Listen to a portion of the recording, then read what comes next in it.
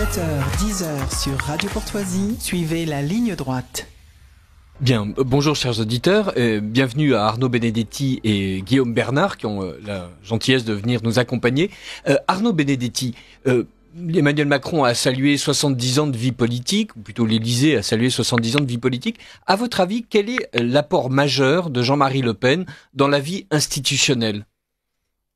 Je pense qu'il y a deux choses qui sont extrêmement importantes dans le parcours de Jean-Marie Le Pen, et chacun s'accorde à le reconnaître. D'abord, il a reconstruit une droite nationale en France au début des années 70, et surtout, il lui a donné une crédibilité qui était une crédibilité électorale en la républicanisant.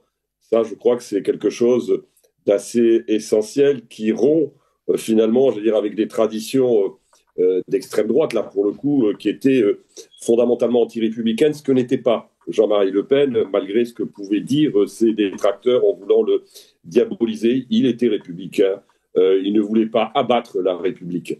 Ça, c'est un premier point. Et il l'a rendu évidemment efficace sur le plan de la bataille électorale.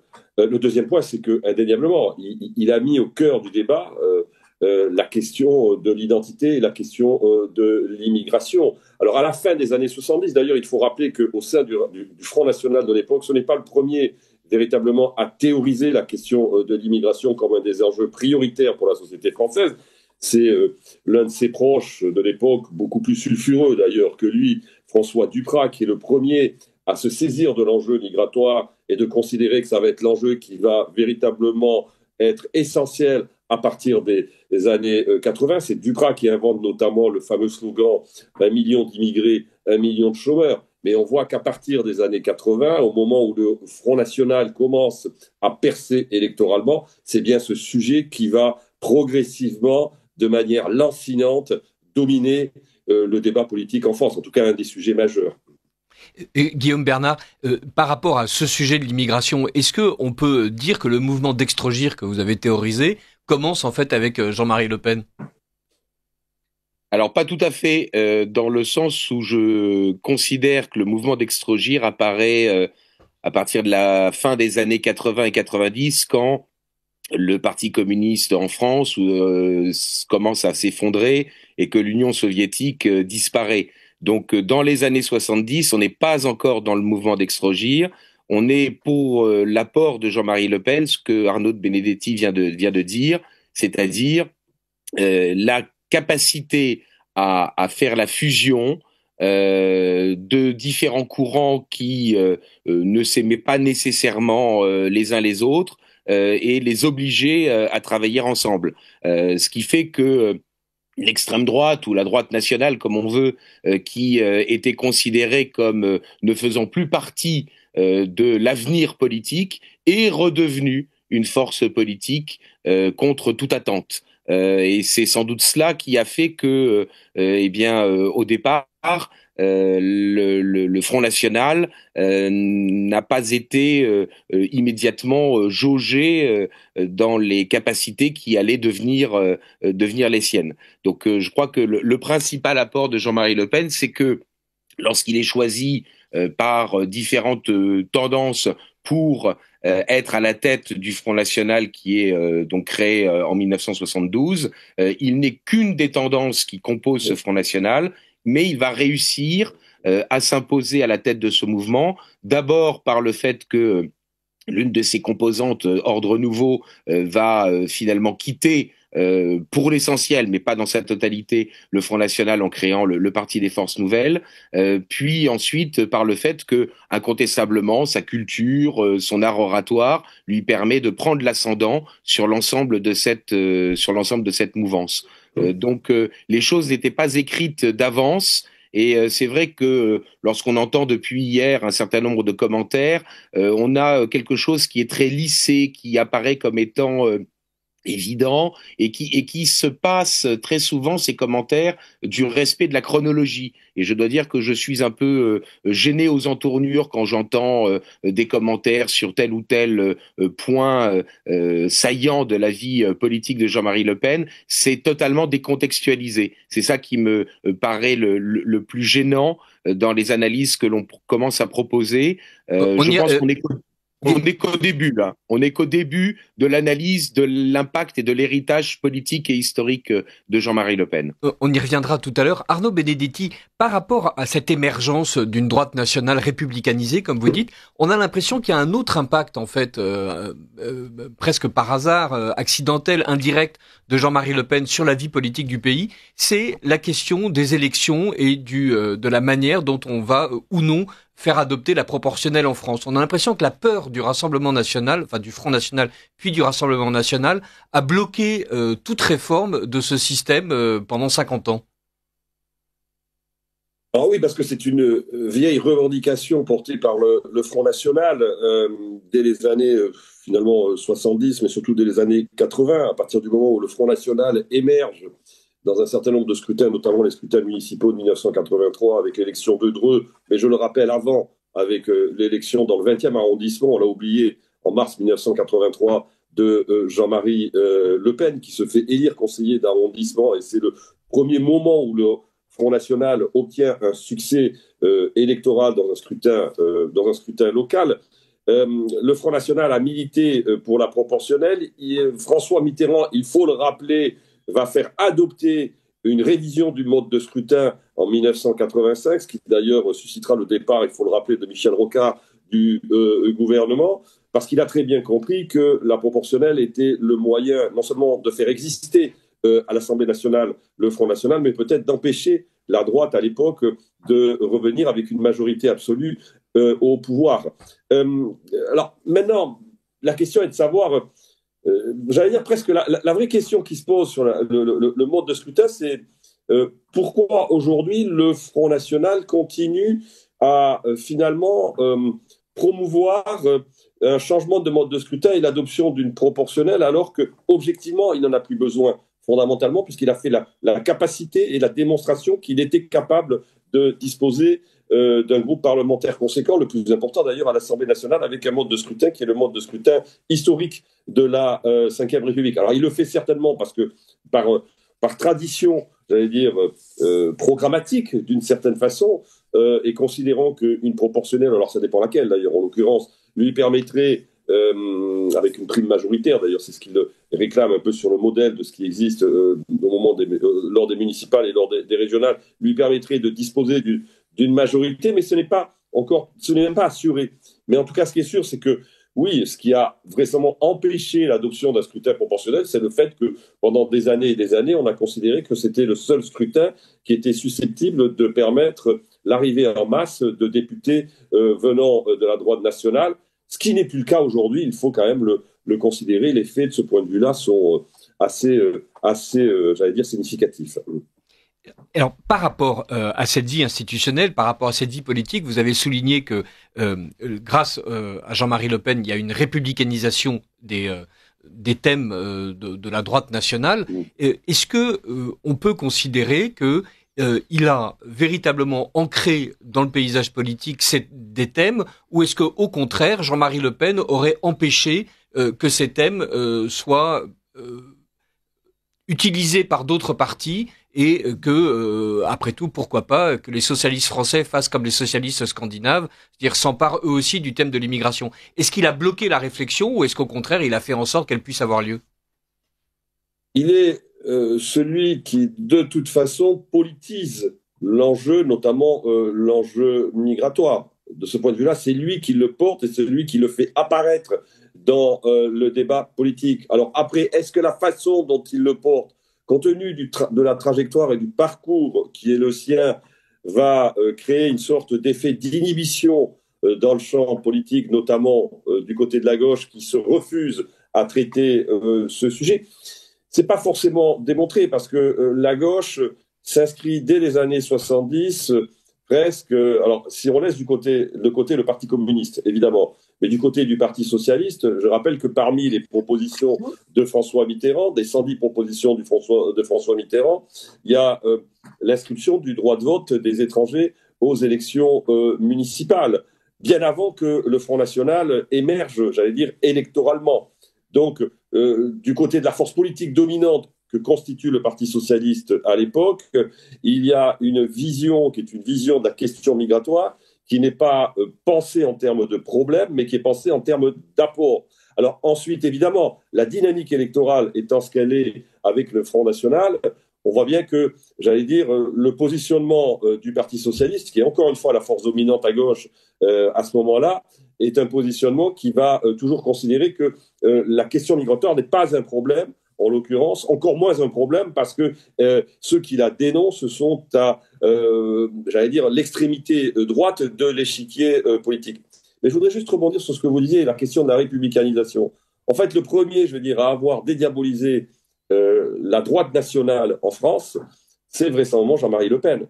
Parce que, encore une fois, il ne remet pas en cause le régime républicain, contrairement à la tradition, à la vieille tradition d'extrême droite, notamment celle du début du XXe siècle et de l'entre-deux-guerres. Et il ne faut jamais oublier quand même, et ça c'est très important dans le parcours de Jean-Marie Le Pen, ce qui explique d'ailleurs parfois vraisemblablement les ambiguïtés de François Mitterrand vis-à-vis de Jean-Marie Le Pen, si ces ambiguïtés, ces ambivalences plutôt, c'est que c'est un homme politique qui a été forgé, j'allais dire, dans les institutions de la quatrième République. Jean-Marie Le Pen est élu en 1956, on se souvient dans la vague poujadiste. Il est réélu ensuite et il va siéger d'ailleurs au sein du groupe des indépendants à l'Assemblée nationale. Mais c'est quelqu'un qui est profondément marqué par les institutions politiques qui l'ont vu conquérir son premier mandat. Et François Mitterrand, de ce point de vue-là, ne considérait vraisemblablement pas, même s'il l'a totalement instrumentalisé et diabolisé pour empêcher la droite de réaccéder au pouvoir, ne considérait certainement pas que Jean-Marie Le Pen était quelqu'un d'extrême droite, comme la plupart des dirigeants socialistes de l'époque, eux, le considéraient. Guillaume Bernard, est-ce que à l'intérieur de cet arc républicain tel que Arnaud Benedetti vient de le définir, Jean-Marie Le Pen, en tant que député à ses débuts, avait eu une influence sur la vie politique, ou est-ce que on peut comprendre qu'il ait préféré, d'une certaine manière, prendre la tête d'un groupuscule à cause de l'inefficacité de ses premiers combats? Écoutez, lorsqu'il devient député en 56, lors de la dissolution demandée par Edgar Faure, il est clair qu'il n'a pas la visibilité qu'il obtiendra par la suite. Il devient un personnage important au sein d'une mouvance, mais petit à petit. C'est-à-dire que c'est parce qu'effectivement il est élu en 56 qu'il est réélu en 58. Ça, il ne faut pas l'oublier.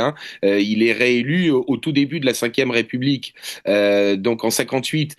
Qu'ensuite il va échouer et que la candidature de Tixier-Vignancourt ne va obtenir que 5% au premier tour de la présidentielle de 65, qu'ensuite effectivement il va connaître une période politique quelque peu, je dirais, sinon sinueuse, pardon, du moins, je dirais, un peu atone, et que finalement, après mai 68, où là pour le coup il est quasiment absent des événements, contrairement à d'autres personnages un peu notoires, je dirais, de la droite nationale, eh bien, il va arriver à la tête du Front National, de cette coalition qui, je dirais, réunit, et ça, je crois que c'est important de le dire, effectivement, différents mouvements, différentes sensibilités. Alors, à la fois, Le Pen oblige ces différentes sensibilités à travailler ensemble, tout en, je dirais, ne partageant pas nécessairement les orientations de l'une ou de l'autre. C'est-à-dire qu'il oblige des nationalistes révolutionnaires et des royalistes à travailler ensemble, des catholiques et des païens. Il les oblige à travailler ensemble tout en n'étant pas de l'une ou de l'autre de ces chapelles. Ça, c'est évidemment extrêmement important à avoir en tête. Et c'est de cette coalition que va naître effectivement le Jean-Marie Le Pen que l'on connaît, que l'on a connu et que l'on retiendra dans l'histoire. Donc au départ, il n'est qu'une des personnalités, il n'est pas encore la personnalité qui s'impose et comme étant l'incarnation de la droite nationale. Arnaud Benedetti, je sais que vous devez partir, pardon, Liselotte. Et est-ce que, en un mot, voilà, ce que vous retenez de Jean-Marie Le Pen, politiquement parlant? Politiquement parlant, c'est cette capacité, encore une fois, à permettre à une droite nationale de devenir une offre politique et électorale crédible sur la scène politique. Je voudrais revenir sur ce qu'on disait. Moi, j'ai souvent interrogé, je l'ai souvent interviewé, comme beaucoup d'entre nous. Il avait un grand regret, Jean-Marie Le Pen, c'est de ne pas avoir été candidat en 1965 à la place de Tixier-Vignoncourt. Il considérait, par rapport à cette élection de 65, qu'elle aurait vraiment changé son destin politique s'il avait été candidat à la place de Tixier-Vignoncourt, parce qu'il jugeait que la campagne de Tixier-Vignoncourt avait été un échec, que Tixier-Vignoncourt n'avait pas été à la hauteur de l'événement politique parce qu'il était usé vraisemblablement à ses yeux politiquement, et qu'il aurait eu un tout autre destin s'il avait été candidat à ce moment-là, parce qu'il aurait eu certainement, je veux dire, plus de temps pour reconstruire cette droite nationale qu'il a reconstruite à partir des années 70. Mais ce qu'il faut retenir en effet de Jean-Marie Le Pen, c'est qu'il a réussi à structurer la force politique qui est aujourd'hui la force politique dominante sur le plan électoral, qui est celle que l'on connaît, et qu'il a inscrit, c'est ça une nouveauté fondamentale, dans la durée, l'offre politique de la droite nationale, ce que nombre de ses prédécesseurs n'avaient pas réussi par le passé. De ce point de vue-là, il y a une réussite de Jean-Marie Le Pen. Après, son rapport au pouvoir est un rapport qui est extrêmement compliqué. Voulait-il vraiment le pouvoir? C'est une autre question. Merci beaucoup Arnaud Benedetti d'avoir participé à cet entretien qui va se poursuivre avec Guillaume Bernard. Arnaud Benedetti, à très bientôt. Merci. Guillaume Bernard, effectivement, Arnaud Benedetti vient de le dire. Voilà, Le Pen voulait-il vraiment le pouvoir? C'est ce dont Maigret l'accuse avant de quitter le Front National. Voilà, en fait, il y avait chez Jean-Marie Le Pen une volonté de critiquer ouvertement et librement les pouvoirs en place, au point que, refusant tous les jeux d'appareil, il s'est lui-même écarté du pouvoir. Est-ce que c'est une analyse exacte, ou est-ce que de toute façon, vu les idées qu'il portait et vu la manière dont elle rentrait en conflit direct avec les autres forces politiques, il était hors de question que le système lui permette d'accéder au pouvoir rapidement? Moi, j'ai des difficultés avec cette analyse parce que elle laisserait entendre qu'un homme ait consacré sa vie au débat politique et au combat électoral exclusivement, je dirais, pour exister par nombrilisme et pas pour porter au final ses idées au pouvoir. Je dois dire que je suis un peu dubitatif. Alors, moi, je ne peux pas sonder la conscience de Jean-Marie Le Pen.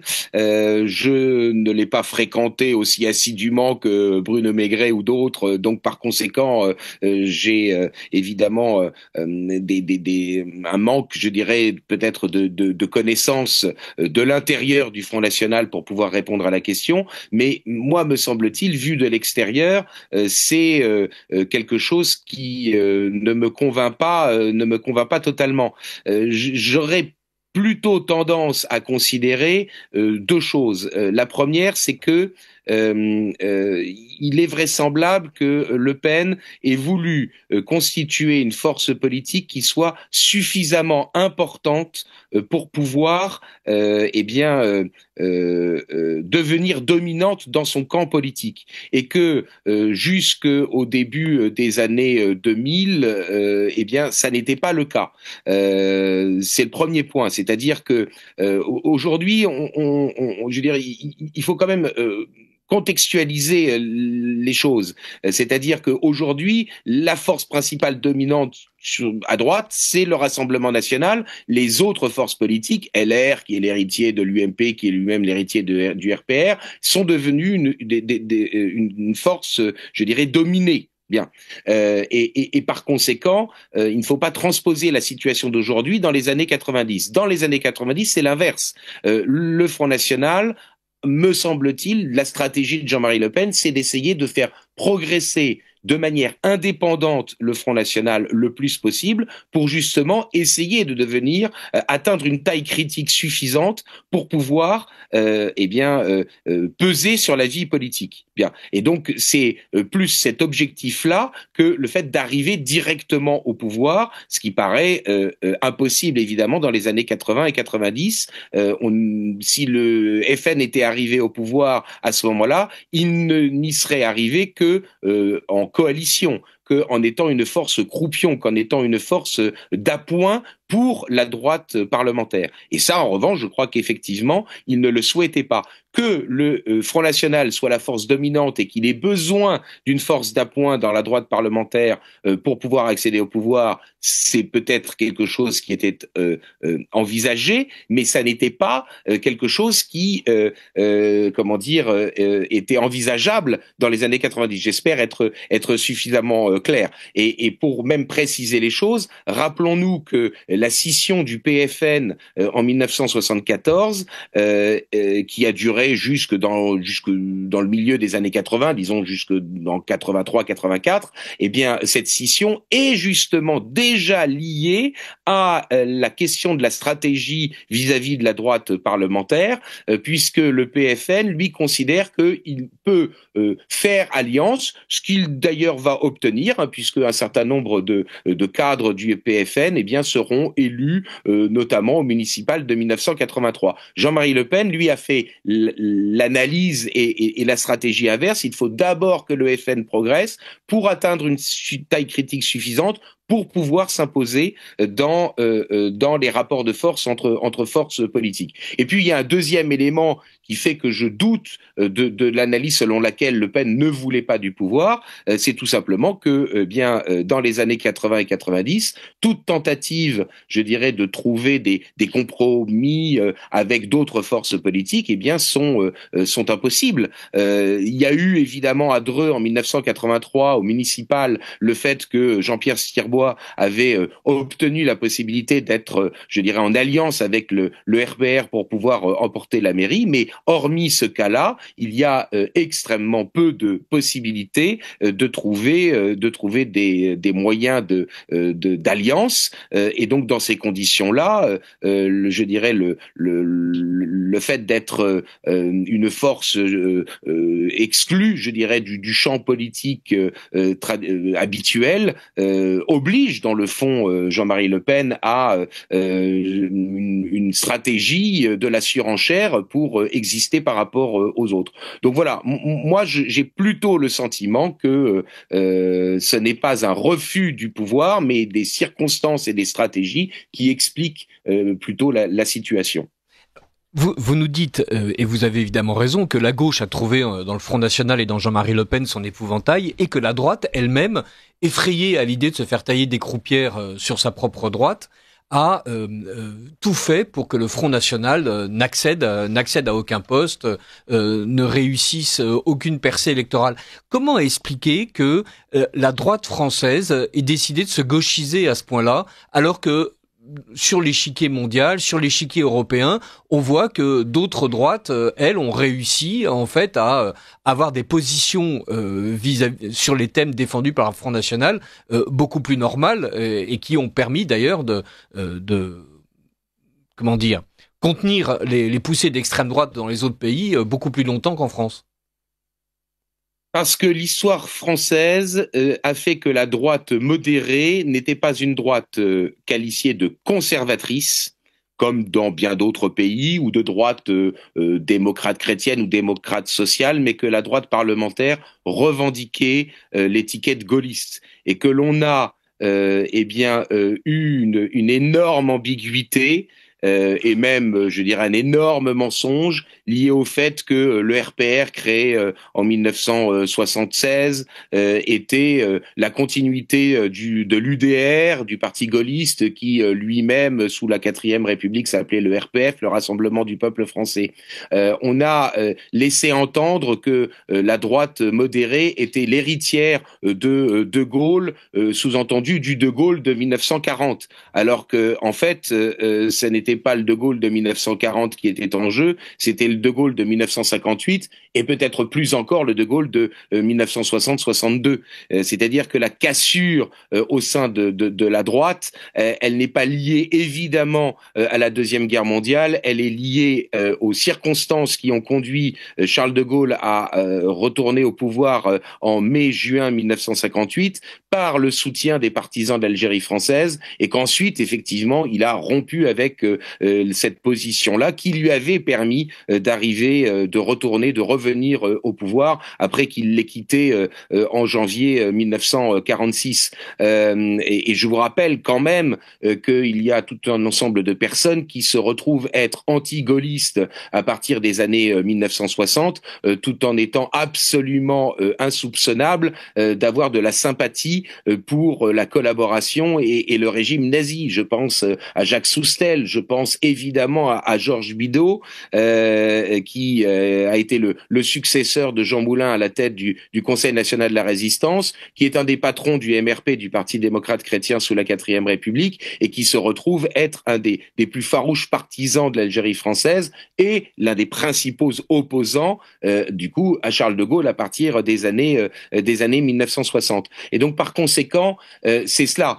C'est le fait que la droite a besoin pour, je dirais, maintenir son empire politique et électoral, de laisser entendre que ceux qui la concurrencent seraient donc des anti-gaullistes, parce qu'ils seraient nécessairement des partisans du Troisième Reich.